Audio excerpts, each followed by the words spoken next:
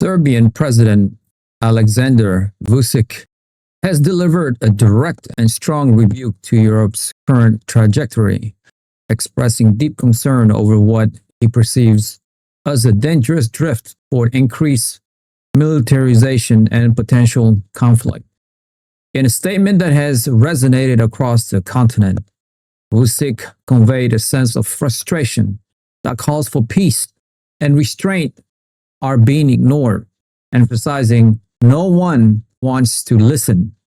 This sentiment underscores a growing unease within certain European nations regarding the escalating geopolitical pressures and deepening divisions that characterize the current landscape. Vucic's firm rejection of Serbia's participation in the proposed EU drone wall project is a clear signal of his country's unwillingness to be drawn into an intensifying conflict, highlighting a significant divergence in foreign policy objectives within Europe.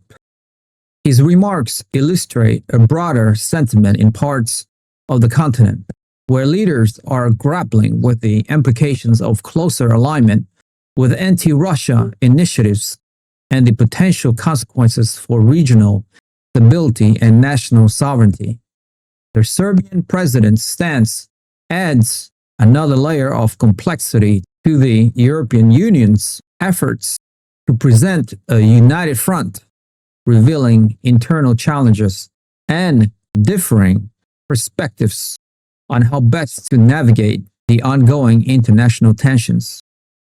The political landscape in Czechia has undergone a significant transformation with the return of populist billionaire Andrej Babis as the country's leader.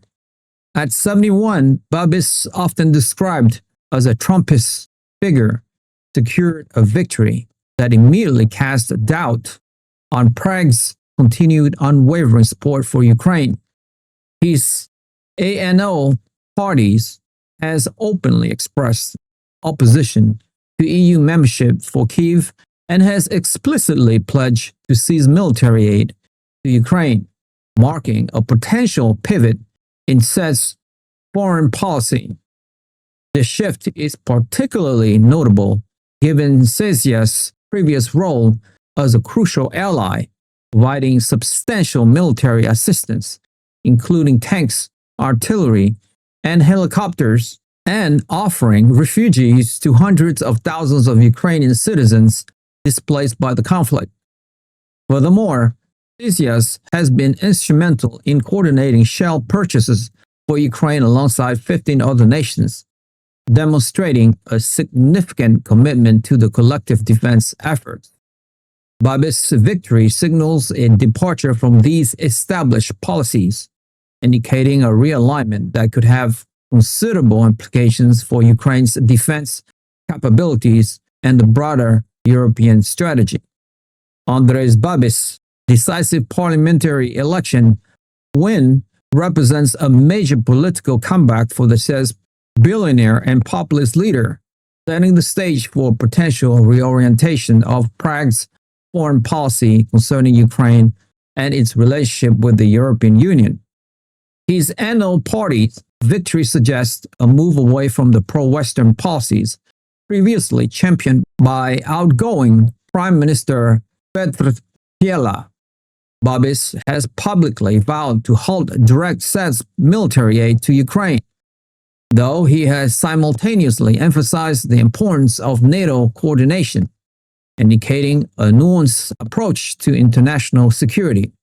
As Babis explores forming a coalition government, likely with right-wing, anti-NATO factions, analysts are closely watching for signs that Prague may align itself more closely with a camp of EU skeptics, a group that includes Hungary's Viktor Orban and Slovakia's Robert Fico.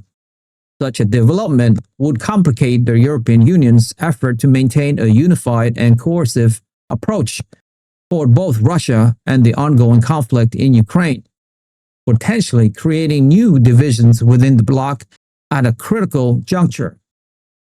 The implication of Andrej Babis' return to power in Czechia extend beyond immediate military aid to Ukraine, touching upon the very fabric of European unity and its collective response to global challenges.